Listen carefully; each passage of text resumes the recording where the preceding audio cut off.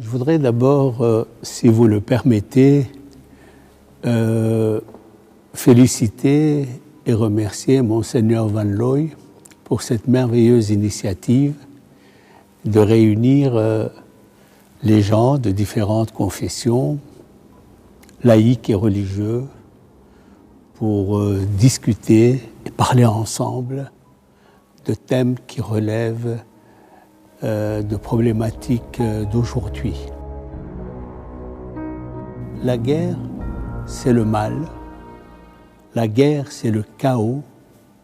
La guerre, c'est le reniement de Dieu à l'échelle de l'absolu. Quand les gens font la guerre, leur première victime, c'est Dieu. Et quand on tue un être humain, c'est Dieu qu'on foule des pieds. Donc, il y a une opposition catégorique entre la notion de guerre et la notion du message biblique. Et un des commandements qui est le plus important dans la Bible, c'est « ne tue pas ». Pour aucune raison. Rien ne justifie le crime, rien ne justifie le meurtre. Vous savez, au moment où le roi David a voulu construire le temple de Jérusalem, Dieu lui dit « Non, c'est pas toi qui vas construire le temple. Toi, tu as livré beaucoup de guerres. Tes mains sont pleines de sang. Toi, tu ne devrais pas construire ma maison. C'est ton fils Shlomo, Salomon. Et Shlomo dérive du mot shalom, la paix. C'est ton fils qui incarne la paix, qui doit construire ma maison. Et c'est ce qui a été réalisé. David n'a pas pu construire le temple, et c'est Salomon qui l'a construit. La paix en hébreu se dit shalom. Shalom, c'est la plénitude. Mais shalom dérive du verbe hébraïque lehashlim, qui veut dire se compléter. Nous entendons souvent nos politiciens prôner le vivre ensemble. Bien sûr, c'est parfait, c'est bien, mais je pense personnellement que c'est insuffisant. Dans les cimetières, les morts vivent ensemble en paix. Et ce n'est pas cette paix que le mot shalom veut signifier. Shalom signifie la paix dans la complémentarité. En d'autres termes, la vraie paix, c'est lorsque nous construisons ensemble. C'est lorsque les hommes relèvent les défis ensemble. Et c'est alors, à ce moment-là, que les murs des préjugés s'écroulent. Et c'est alors que l'on s'apprécie mutuellement. Et c'est ça le mot shalom. La paix dans la Bible, c'est la paix dans la complémentarité, où chacun va apporter sa propre richesse, son apport personnel. Et c'est la conjugaison heureuse et harmonieuse de tous les apports qui va faire notre société. Je dis souvent, un tableau de maître avec une seule couleur ne vaut rien. C'est fade. Ce qui va faire la beauté du tableau, c'est l'harmonie des couleurs. Ce qui va faire la beauté de notre société, c'est la richesse, la différence que chacun va apporter.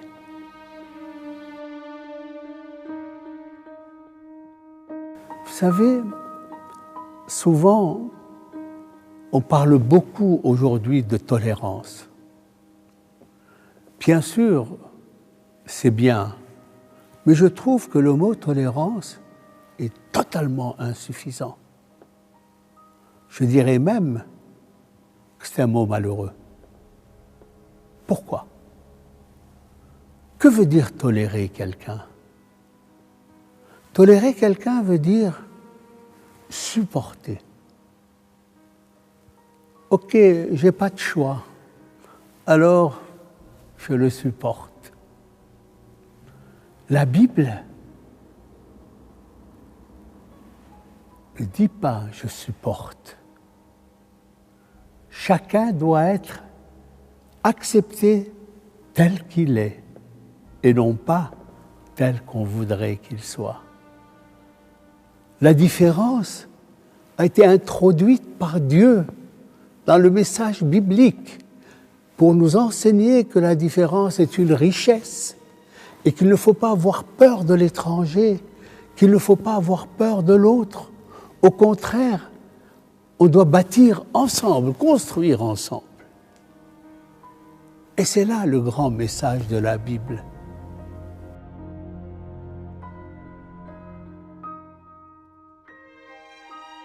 Et je crois que c'est là le rôle des hommes de religion. C'est précisément de rapprocher, d'unir, dans la différence, de faire tomber les murs de préjugés,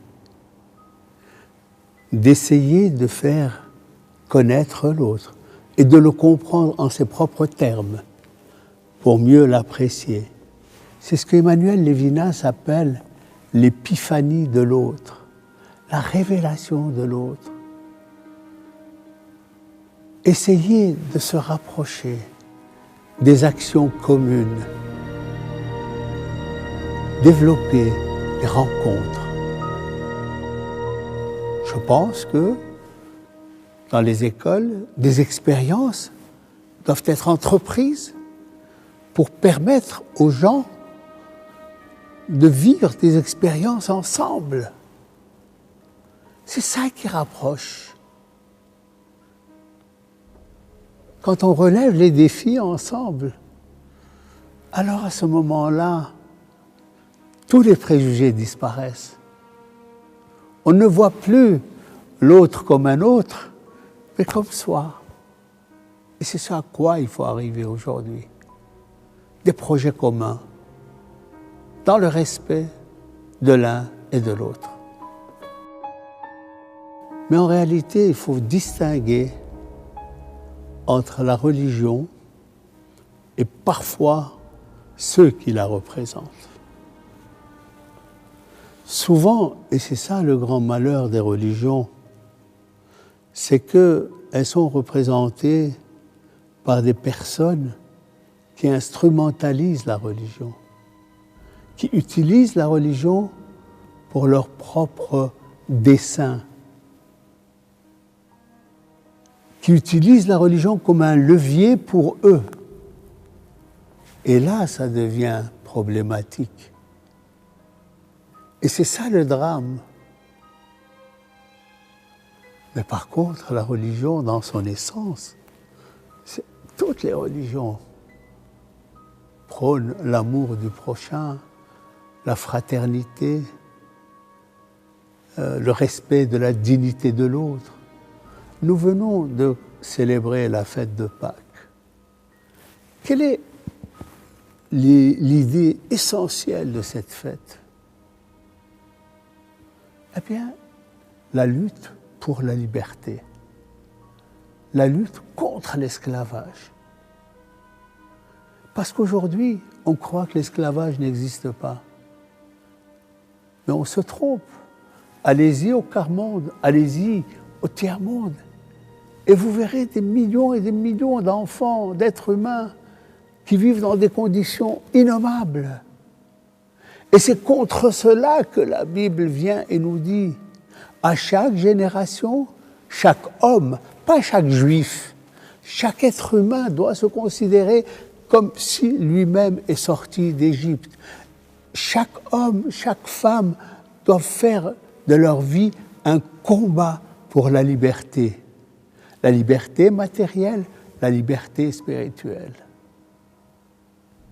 Parce que même nous, qui vivons dans des démocraties, il y a deux types d'esclavage. Il y a évidemment l'esclavage que l'on connaît, où un homme a servi un autre homme. Mais il y a un autre esclavage qui est beaucoup plus profond et beaucoup plus dangereux. Nous sommes devenus esclaves de l'objet. S'il vous arrive que votre ordinateur tombe en panne, eh bien c'est une catastrophe. Si vous oubliez votre iPhone à la maison quand vous sortez le matin, vous êtes perdu. Et comme ça, je peux multiplier les exemples. L'homme doit essayer de se libérer de l'emprise de l'objet.